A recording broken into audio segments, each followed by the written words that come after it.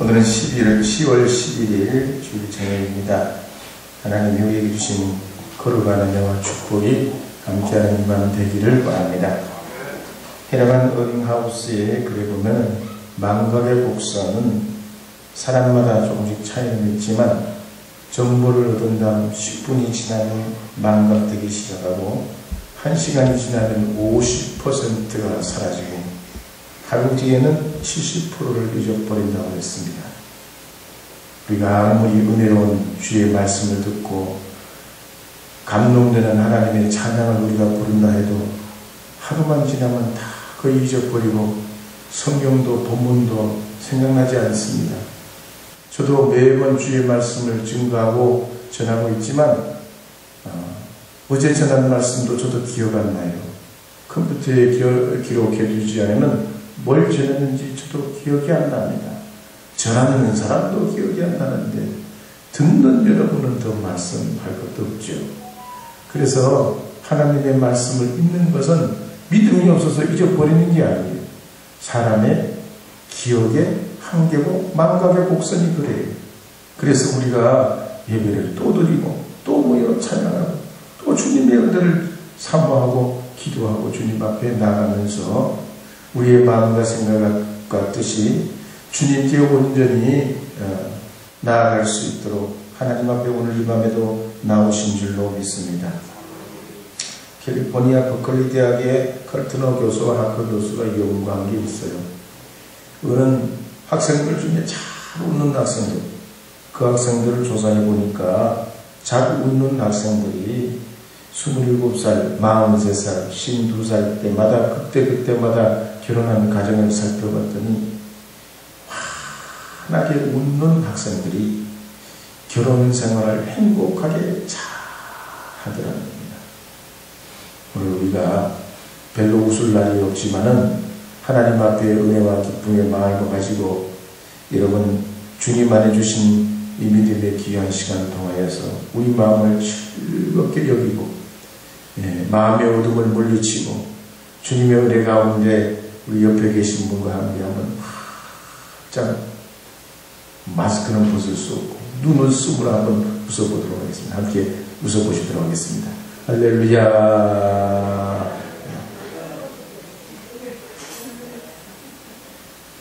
제가 가끔씩 자주 그러는 건 아닌데요. 이 근래에 예배를 나오면 이 원고를 다 작성해가지고 있어요.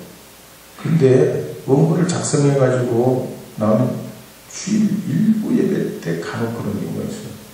오늘 아침도 그랬는데 원고 작성을 다 해가지고 프린트를 하거든요. 프린트를 하면 최종적으로 별로 확인할 게 없고 그냥 그래서 원고를 가지고 나오는데 어떤 경우가 있냐면 어떤 경우에 프린트물이 다 돼가지고 앞에 한 두어 장은 다 돼 있어요. 근데 뒷장은 하얗게 나온 거야. 그랬던 적도 안 있어요. 또 오늘 아침엔 어떻게 됐냐. 제가 이 종이를 재활용을 꼭 하거든요. 한쪽은 이렇게 돼 있으면 뒤쪽은 이렇게 쓸 수 있어요. 그럼 이걸 안 버리고 그 다음에 가서 프린터 이 뒷면을 가지고 합니다. 근데 실수를 안 하려고 늘 조심을 하거든요. 근데 오늘 아침에 어떡하냐. 프린터를 했는데 앞에 한 4장 정도는 제대로 나온 거예요. 원고가 총 9장인데 나머지 뒷장은 예전에 됐던데 전부 그래가지고 오늘 덕분에 일부예배 설교를 굉장히 일찍 마쳤어요. 자주 그래야 되겠어요.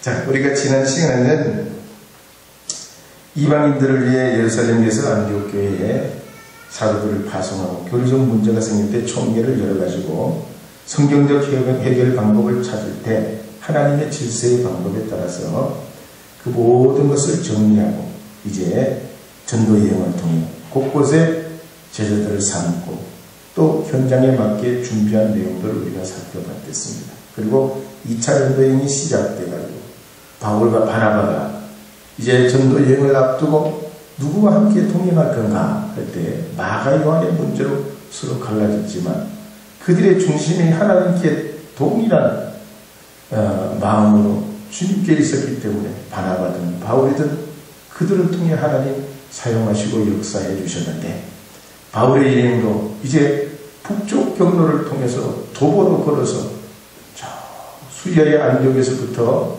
이제 자기 고향인 길리기아 다소를 거쳐가지고 또 그 다음에 이고니온 지방 더베를 통해 루스드라, 이고니온, 안디옥을 거쳐서 이제 전도를 하게 될 때 1차 전도 여행 때 만났던 디모데를 만나가지고 3년 만에 만난 그 기쁨으로 이 디모데를 격려하고 그 다음 전도 여행을 하게 될 때 성령께서 이들의 길을 이끄시고 막으시고 남쪽도 아니고 북쪽도 아니고 서쪽으로 가게 하신 내용을 우리가 지난번에 살펴봤습니다. 하나님의 그거 놀라우면 이제 그 다음 서쪽으로 넘어가게 된 이 바울의 일행이 마케도냐의 첫성 빌립보에 들어간 이야기의 내용을 오늘 말씀을 읽어주셨는데, 그 내용을 통해서 함께 살펴보도록 하겠습니다. 이 기쁜 소식을 함께 불러보겠습니다. 185장.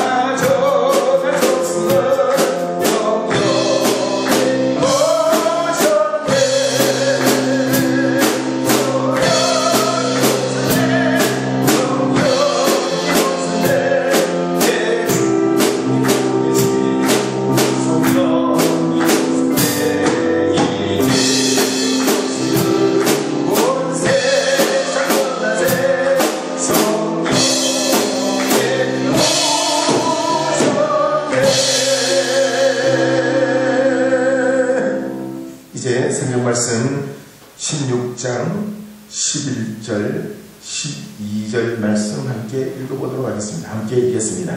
우리가 드로아에서 배를 떠나 사모드라게로 직행하여 이튿날 네아폴리로 가고 거기서 빌립보에 이르니 이는 마케도냐 지방의 첫 성이요 또 로마의 식민지라. 이 성에서 수리를 구하라.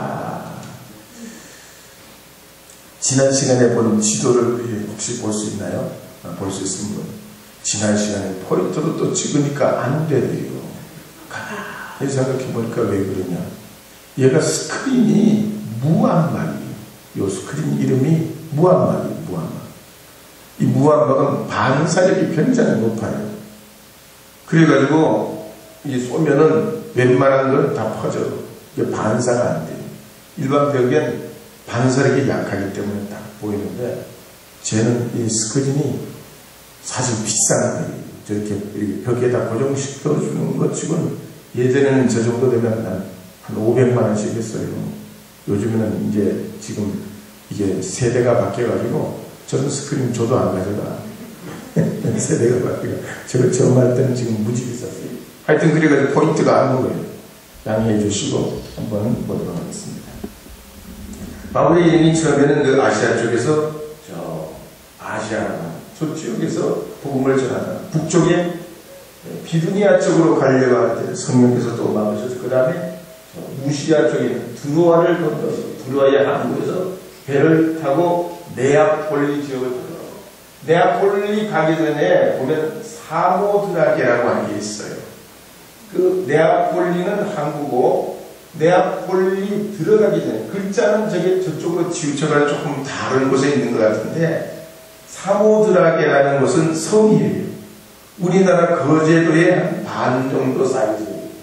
그러니까 네아폴리 가기 전에 섬으로 있는 사모드라게를 거쳐서 항구 도시 네아폴리로 들어갑니다. 네아폴리에서 조금만 가면 빌립보의 섬이 나옵니다.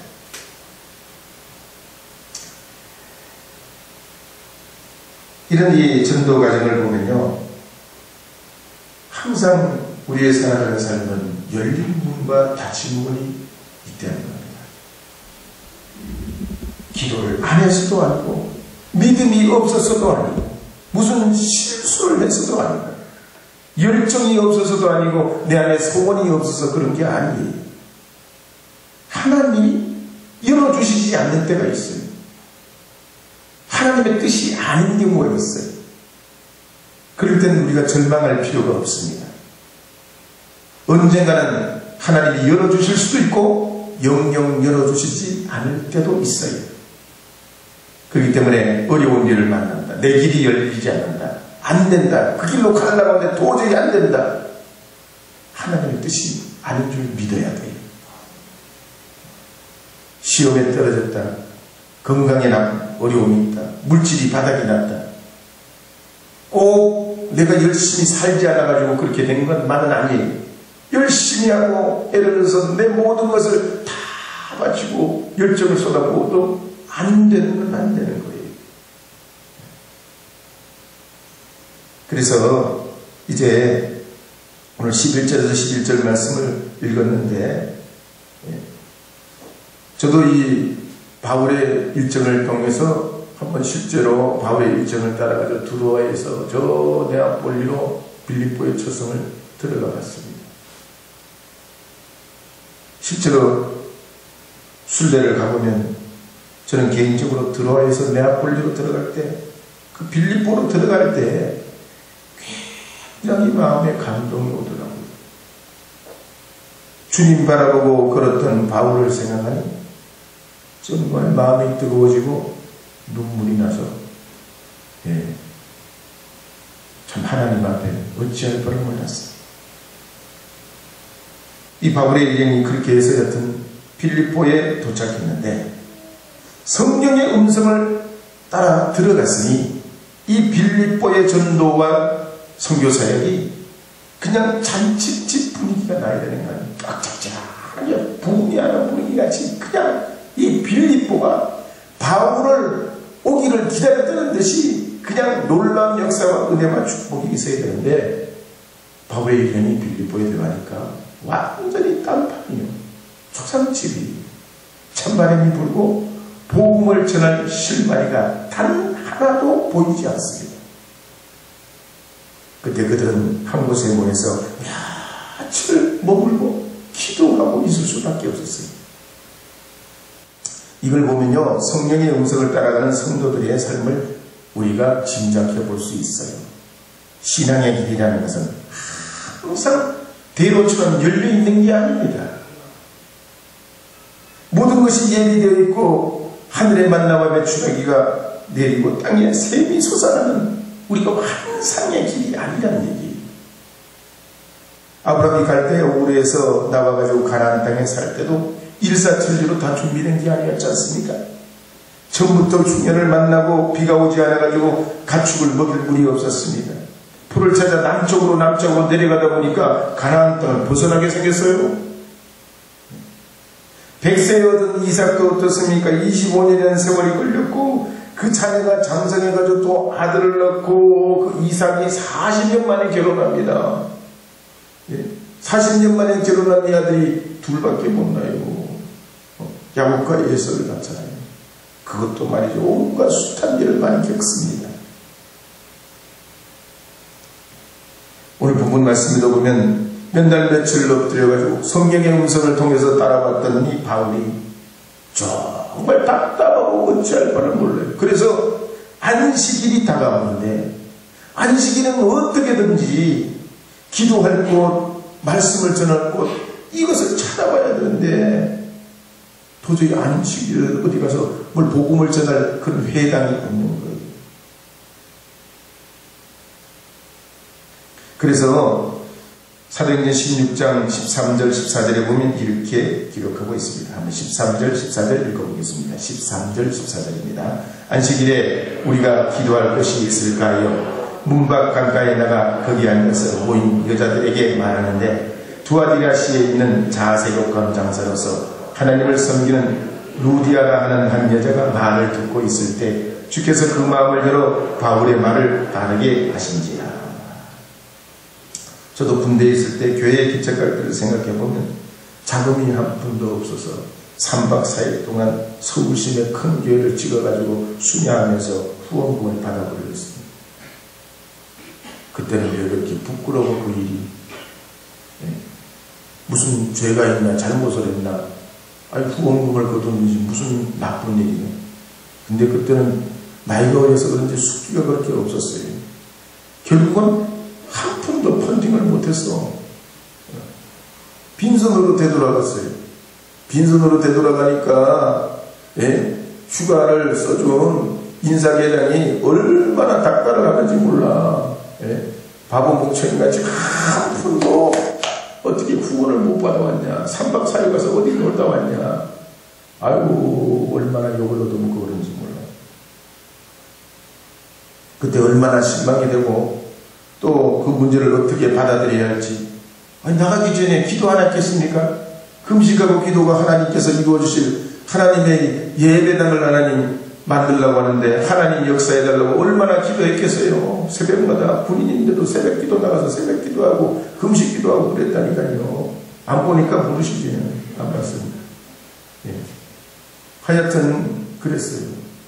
근데 하나도 건진 게 없어요. 지금 생각해보면요,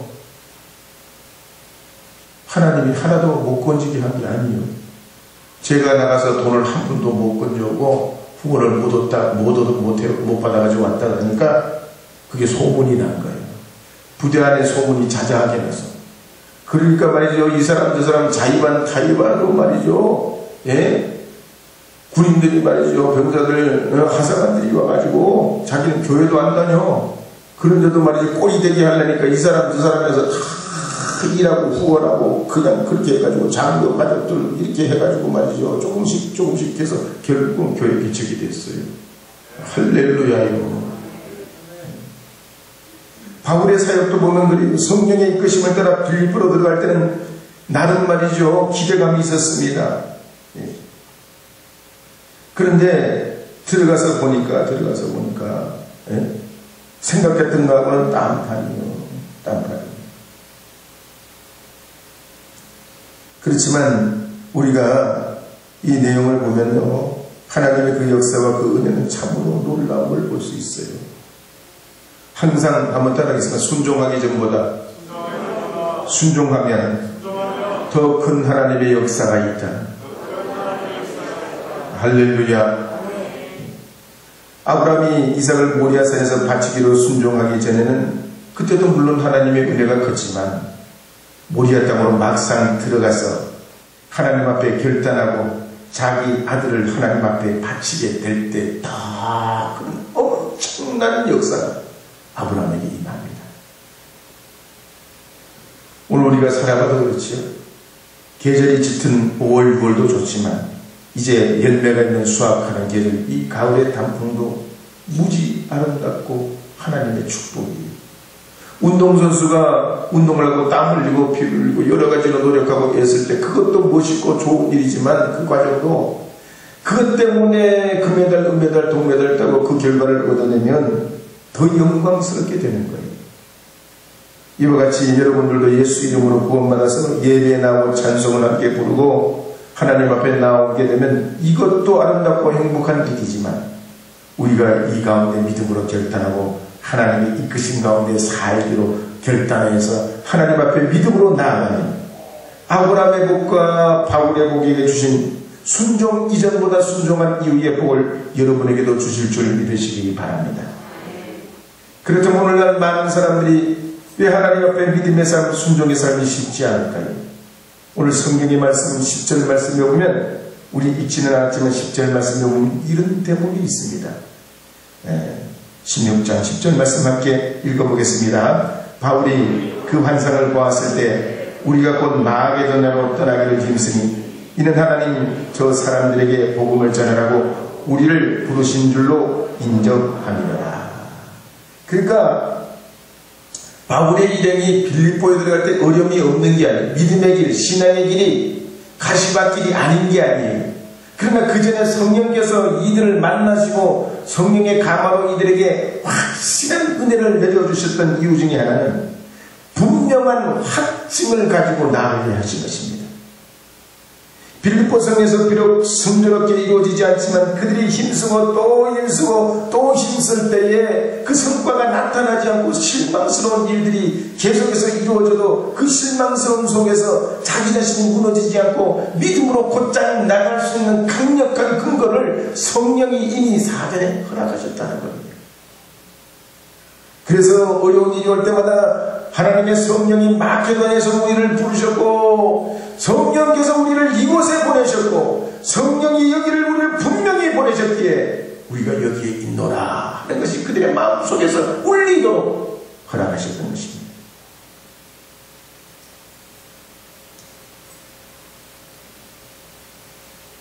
지금도 전 세계에서 희망의 간증을 들리는 호주의 닉 부이치 씨가 1982년 목사의 아들로 태어났지 않습니까? 선천적인 병 때문에, 희귀병 때문에 다른 사람들은 다 걷고 뛰는데 이 사람은 팔다리가 없어서 걷지도 뛰지도 못하는 왼쪽 발가락 2개만 가지고 태어났습니다. 10살이 됐을 때는 자살을 하고 싶어가지고 이런 인생으로 살 길이 없다고 나이가 어리지만 자살을 하려면 하나님이 그에게 믿음을 주셔가지고 살 마음을 주시고 살아갈 이유를 깨닫게 해주셨어요. 그 다음부터는 이 사람이 어떻게 하냐, 수영도 하고 줄넘기도 하고 골프도 하고 농구도 하고 모든 스포츠를 다 해요. 2발가락으로 글씨도 씁니다. 발꿈치와 앞에 발가락을 이용해서 컴퓨터 타자도 합니다. 그래가지고 호주의 명문대학인 그린피스 대학에 들어가서 회계학과 재무학을 전공해요. 미국으로 건너가서 수족이 없는 삶이라는 재단을 만들어가지고 비영리단체를 만들어서 전 세계를 다니고 강연을 하면서 지금도 결혼해서 2 아들의 아빠가 됐습니다.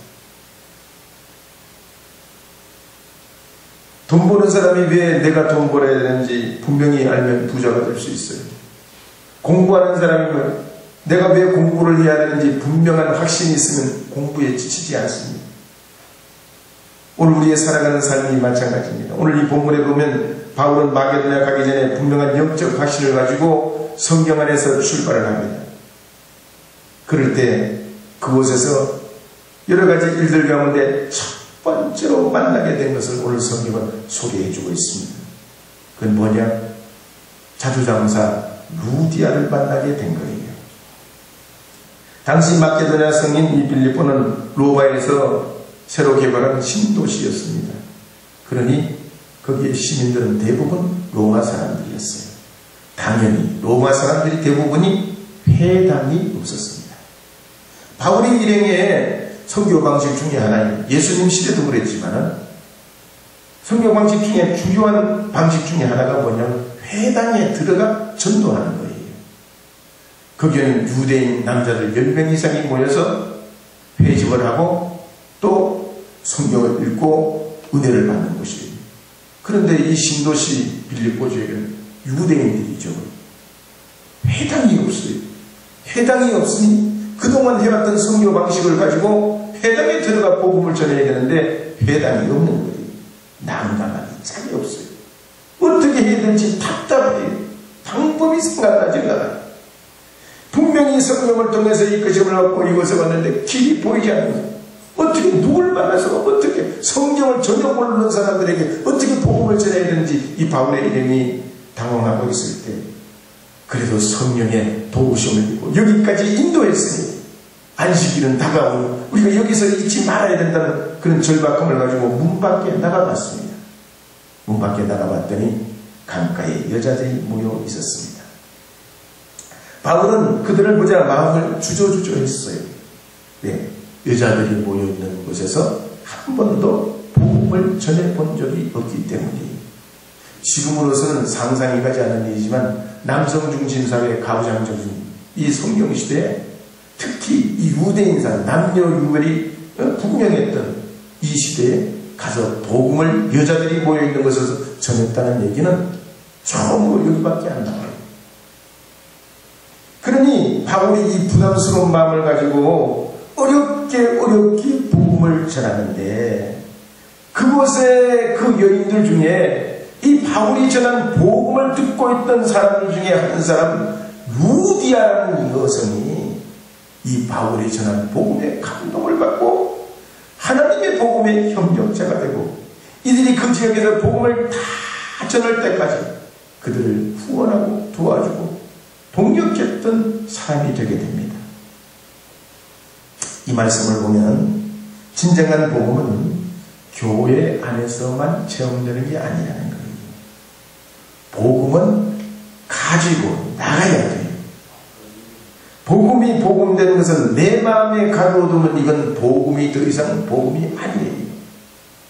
우리가 부족하지만 우리 입술로 복음을 증거할 때 그 복음의 위력이 나타나는 겁니다. 바울이 집안에서 환경이 안 되고 그 집안에서 기도회만 열다가 다음 곳으로 이동해 갔더라면 빌립보에서는 복음의 문이 열리지 않았어요. 회당이었기 때문에 우리는 여기서 복음을 전하지 못한다고 마음을 접었더라면 빌립보에는 복음의 역사가 없고 빌립보서도 나오지 않고 기뻐하라, 다시 말하니 기뻐하라, 이런 기쁨의 복음을 전하는 그런 토대도 마련되지 못했습니다. 그러므로 하나님 앞에 오늘 여러분이 이 코로나 시대에 우리가 복음을 절대 말하면 오히려 부끄러운 이 시대가 됐는데 이럴수록 우리가 복음에 대해서 증거하고 말할 때 복음이 복음되는 은혜를 체험하게 될 줄로 믿으시기 바랍니다. 성령의 역사가 나타나는 줄 믿으시기 바랍니다. 하나님의 그 역사가 우리를 통해 이루어가는 줄 믿으시기를 주의 이름으로 축복합니다. 해 뜨는 데서부터 해지는 데까지 함께 불러보겠습니다. 해 뜨는 데서부터 해지는 데까지.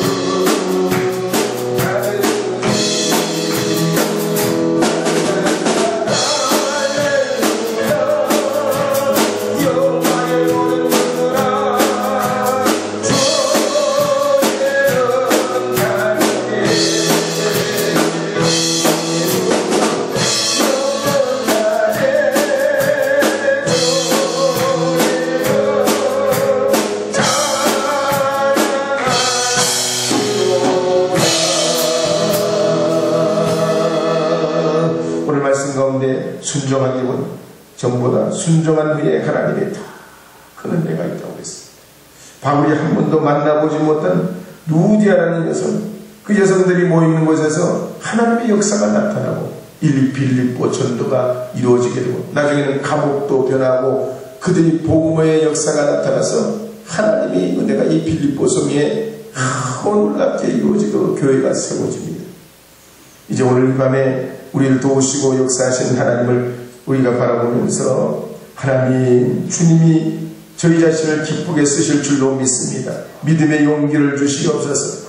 복음을 우리가 안에 가둬두지 말게 하여 주시옵소서. 이 교회 안에서만 예수라고 외치지 말게 하여 주시옵소서. 우리 삶 속에서 하나님의 복음의 열매가 맺어지고 열려지게 하나님 도와주시옵고 고백하게 도와주시옵고 주신 그 은혜를 선포하게 하나님 도와주시옵소서. 이 코로나 시대에 방황하는 심령들, 연약한 심령들, 여러 가지로 좌절하고 절망 중에 있는 심령들 향해서 주의 복음을 주여 증거하게 도와주시옵소서. 주님의 십자가를 우리가 달게 지게 하여 주시옵소서. 기쁘게 받아들이게 하여 주시옵소서. 성령 충만하게 하여 주셔서 흔들리지 말게 하여 주시옵소서. 오늘 말씀에 의지하여 하나님 앞에 통성으로 다 함께 기도하시옵소서.